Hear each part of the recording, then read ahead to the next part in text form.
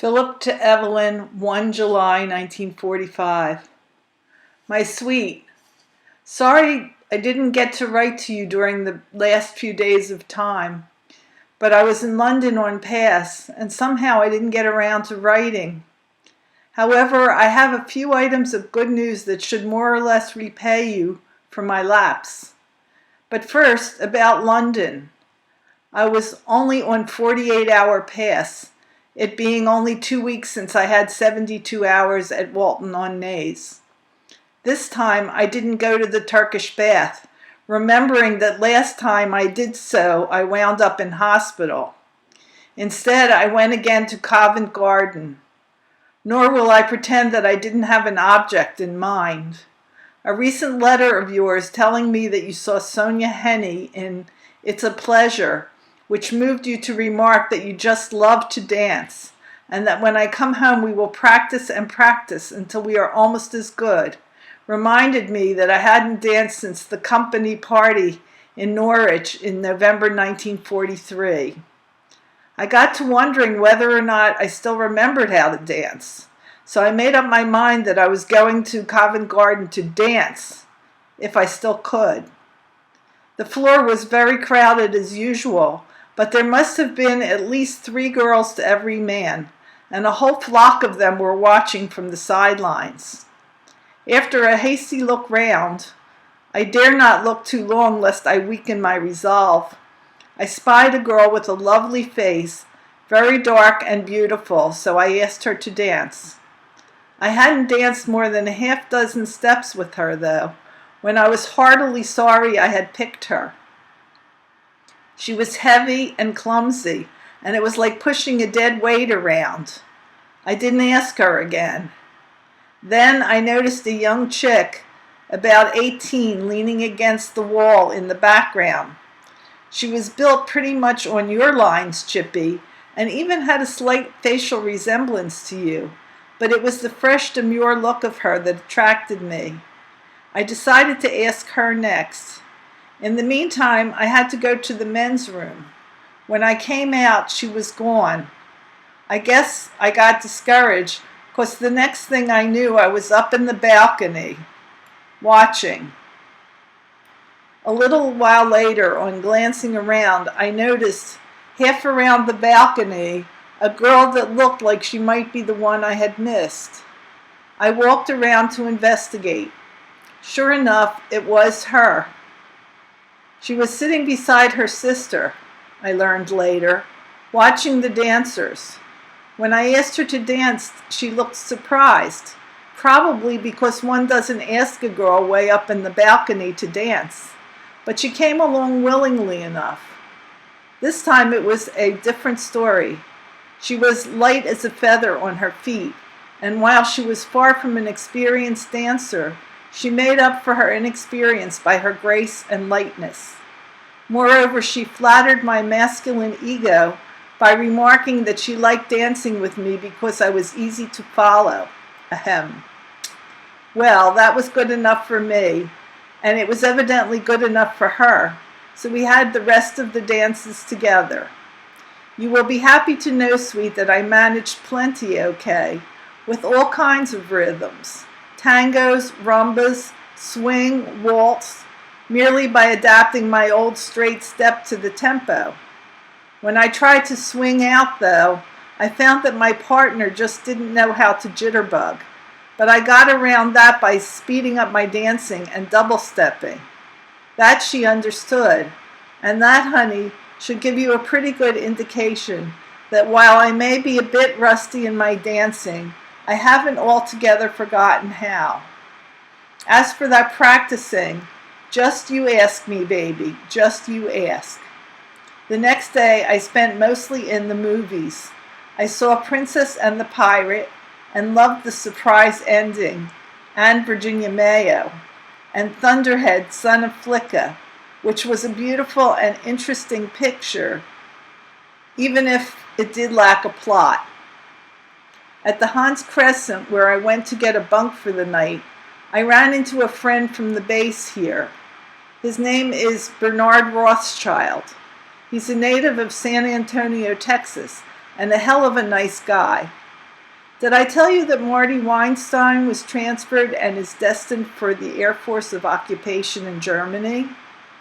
Well, Bernie didn't see me when I walked into the big dining hall at the Hans Crescent. He had two girls with very Hebraic features and figures like Anne Furse in tow. After I had my food on my tray, I walked over and sat down at the table next to Bernie without being noticed. Bernie was saying something about the army to the girls when I interrupted with, quote, "Yeah, it's a rough life, isn't it?" End quote.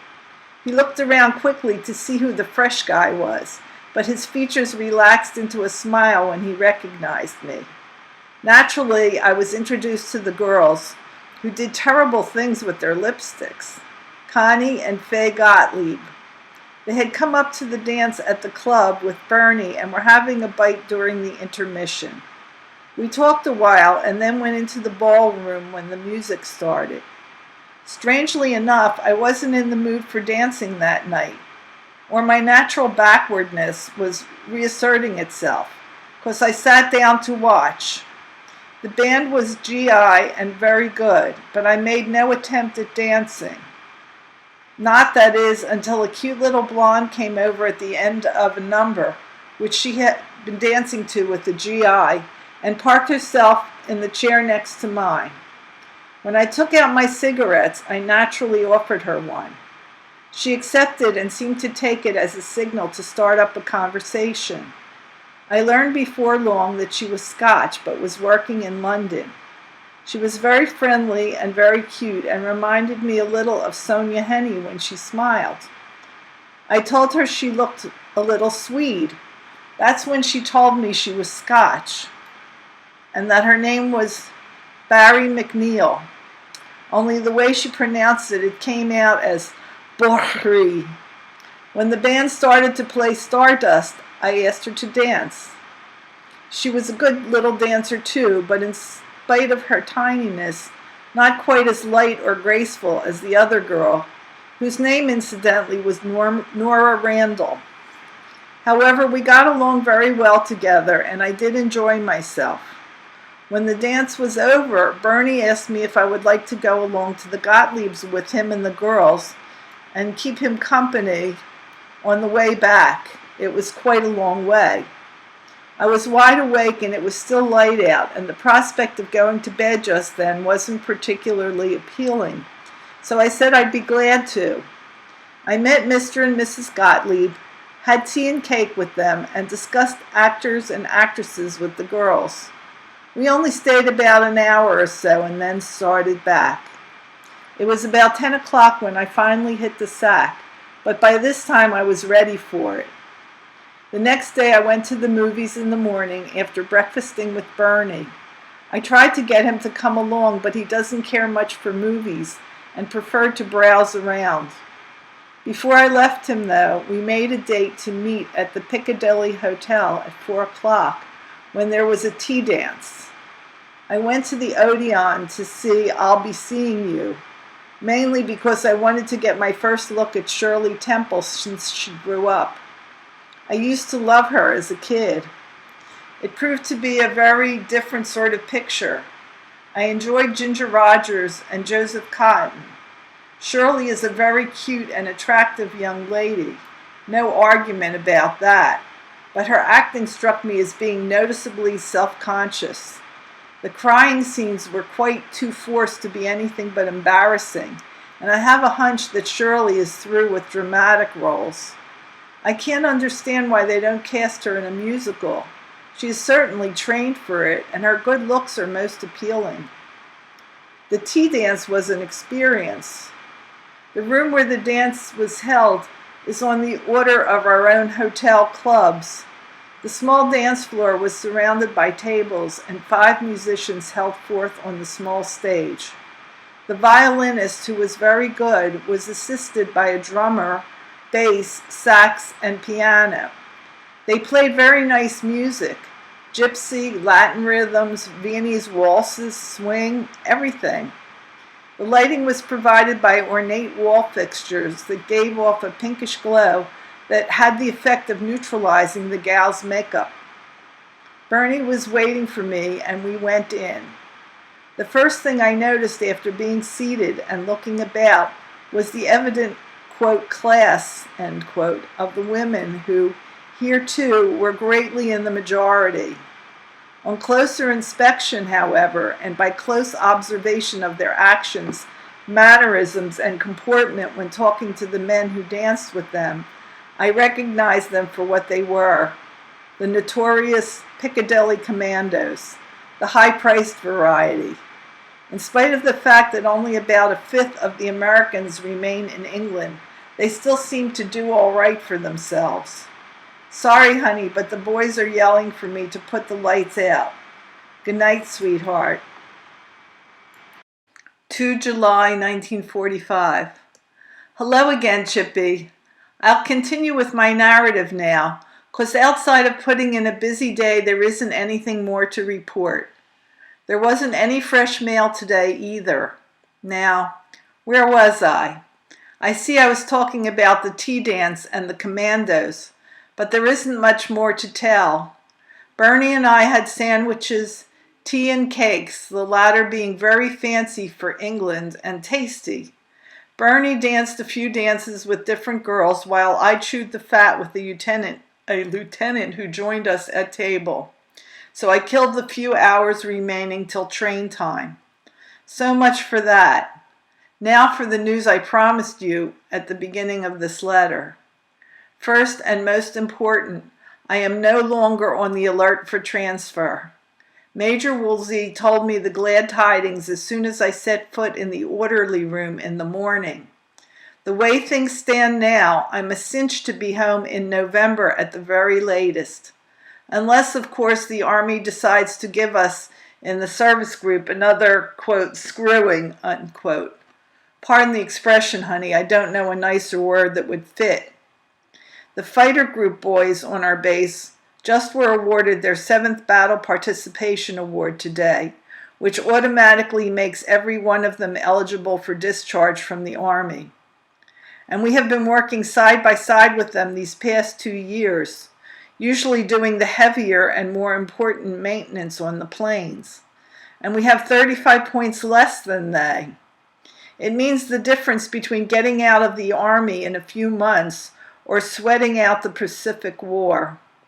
The guys in our service groups are going nuts with the injustice of it all.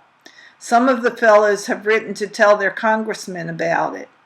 American papers are receiving letters on the subject, and the Chicago Tribune printed a powerful editorial about it. Just wait until some of the service groups get back to the States and the GIs get an opportunity to tell their folks about it. I promise you all hell will break loose if something isn't done about the situation, which is explosive now. I've been playing with the idea of writing to Drew Pearson about it. I may yet. The fighter group boys are sympathetic and freely admit that we are getting the rawest of deals, but there isn't anything they can do about it. I get so burned up when I think or talk about it that I feel I could just bust a strut. But enough before I really do blow my top. The second item of interest is that the final critical score will probably be about 75 points, which means that if I do get home, there is very little likelihood that I'll ever be sent overseas again.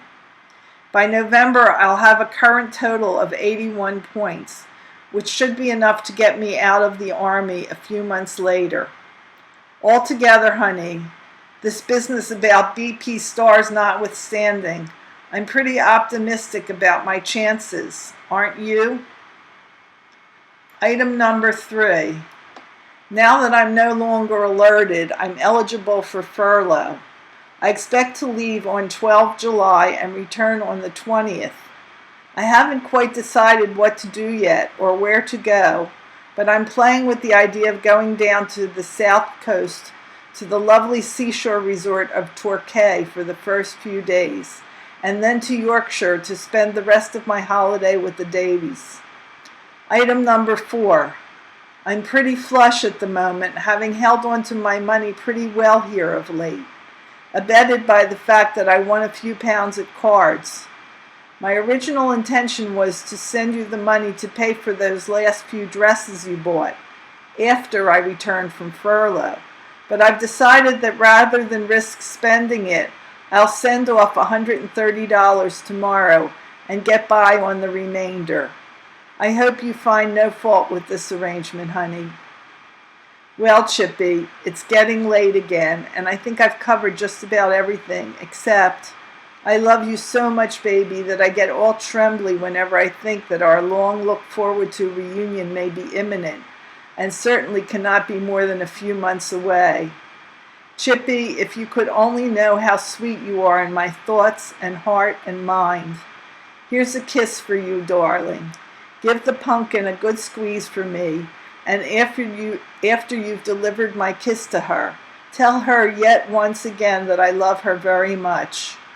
My best love to Mom, your mom and dad, and all the kids. Regards to our friends and neighbors. I hope they don't hold it against me that I can't write to them occasionally.